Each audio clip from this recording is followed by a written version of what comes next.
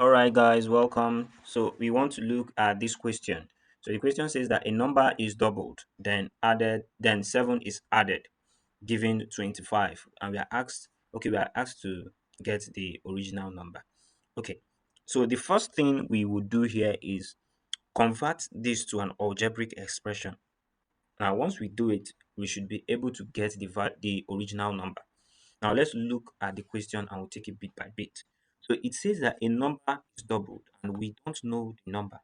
So let's say we can say that the number that was doubled is x. So which means since it's doubled, it will be 2 times x. Remember, it says that it was doubled. So it will be 2 times x.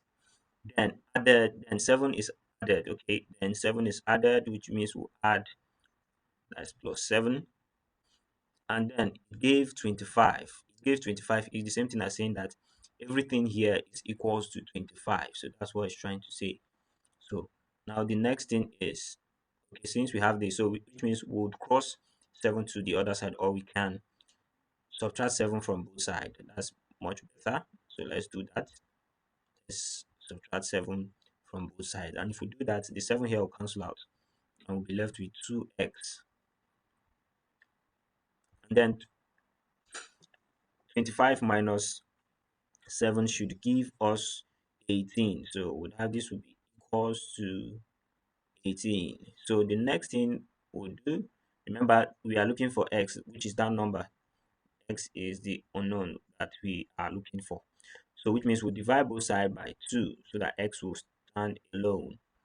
So and if we do that, 2 cancel out 2 here and we'll be left with x equals to 18, and x equals to 18 should give us 9.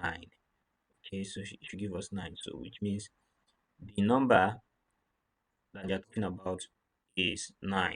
So you can also verify if to know if our answer is correct by replacing, we'll go to this first one, replace it with 9 and check if it will give you the same answer.